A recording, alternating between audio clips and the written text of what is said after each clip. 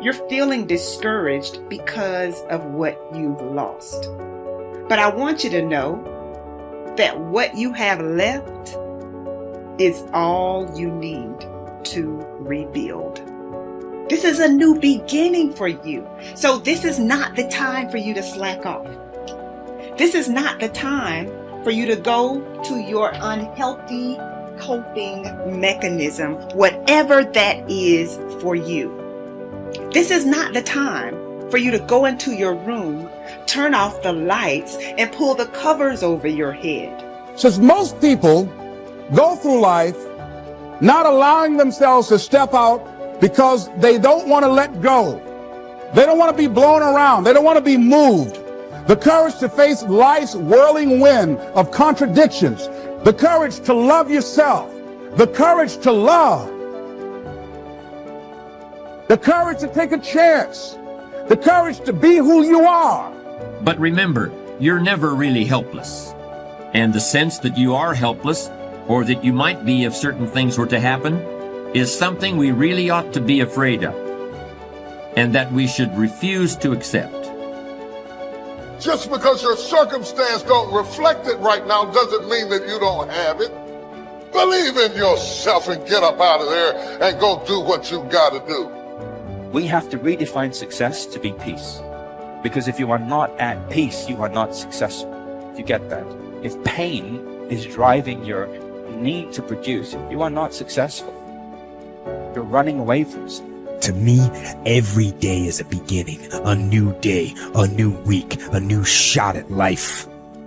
An opportunity to come out of the gate like a man possessed and attack the day without mercy. And of course, I will get tired. I will get beat up. I'll get knocked down and drained, and I will have some bad days. But I will not stop. Courage is not the absence of fear. Courage is the judgment that what you want is more important than your fear. Human potential is not of any kind of measurable limit. It can go as far as you desire, or as far as you have the courage to walk. Trust yourself. Trust the process of overcoming fear. Trust your ability to overcome and adapt. I promise you, you are capable. Now is the time to become your own biggest advocate, not another obstacle, not something in your own way. Do not fear the work that comes with facing your fear. Welcome it and watch what masterpiece awaits in your own reflection. It was very difficult to pick myself up each day believing that I could do it. There were times that I doubted myself. I said, God, why is this happening to me? I'm just trying to take care of my children and my mother. I'm not trying to steal or rob from anybody. Why did this have to happen to me? It was very hard. And here's what I want to say to you. For those of you that have experienced some hardships, don't give up on your dream. No one could have convinced me by holding on, by continuing to push forward, by continuing to run toward my dream, that one day I would have my own talk show. It's a long shot, ladies and gentlemen, from Liberty City, an abandoned building on a floor, never knowing my mother or father. It's a long shot. Being here with you today in this dome in Atlanta, it's a long shot. No college training, labeled educable, mentally retarded, but I kept running toward my dream. It's very important as you hold on to that dream. There are moments when you're going to doubt yourself. There are rough times are going to come, but they have not come to stay. They have come to pass. It's very important for you to know that. Don't say I'm having a bad day. Say I'm having a character building day. It's very important for you to believe that you are the one to make this happen. We are what we repeatedly do. Excellence then is not an act, but a habit. You are your most valuable asset. Your life, your potential, and your possibilities are the most precious things you have. Thus, your great goal in life should should be to fulfill that potential and become everything you are capable of becoming. Your ability to learn, grow, and fulfill your potential is unlimited. Today, people are graduating from high school and college in their 70s, learning new subjects and developing new capabilities. Your ability to learn and remember can continue throughout your life if you keep your brain alive, alert, and functioning at its best. Your most precious financial asset is your earning ability. Your ability to work is your primary source of cash throughout your life. You could lose your home, your car, your bank account, and everything you own, but as long as you have your earning ability, you can earn it all back, and more, in the months and years ahead. Your biggest investment, most people don't realize this. They take their earning ability for granted. But it has taken you your entire life to develop your earning ability. Every bit of education, experience, and hard work that you have invested in learning your craft and developing your skills has gone into building this asset.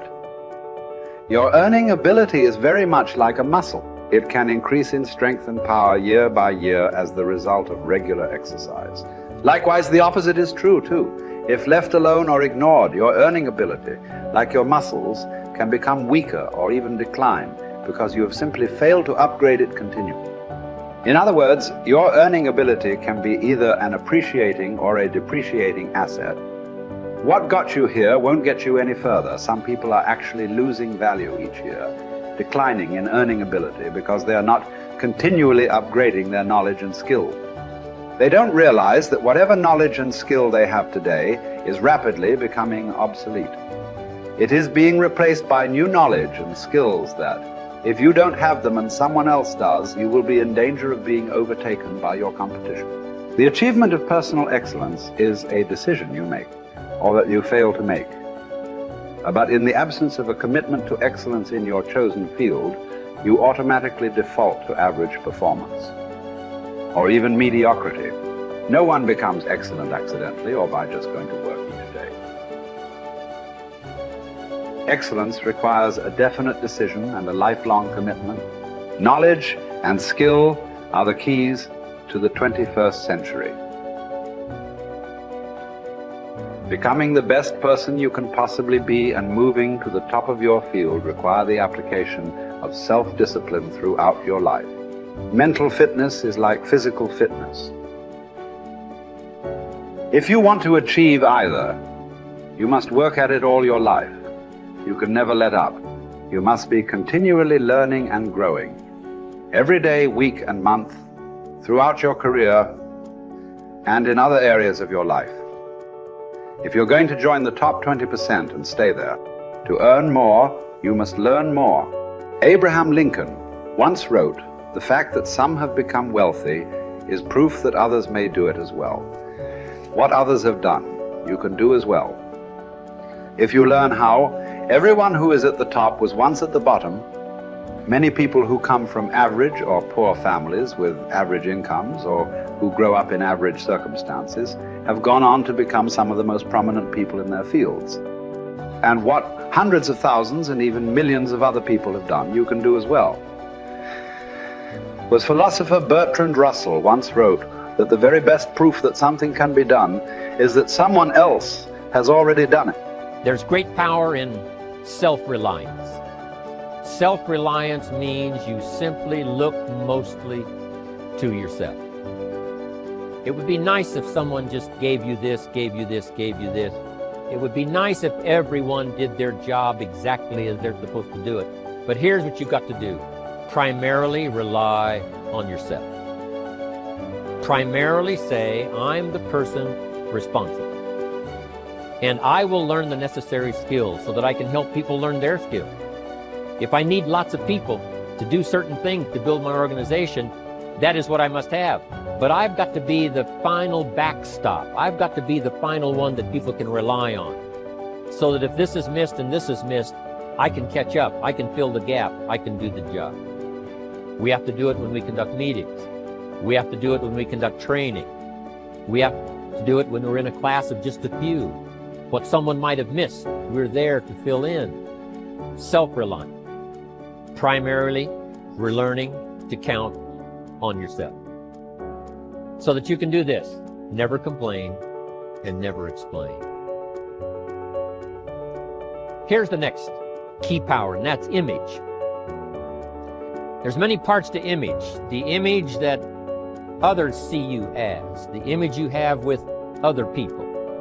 And it's very important how other people see you. If they don't see you as a leader, chances are they won't pay attention. If they don't see you as being in control, chances are they won't have the trust.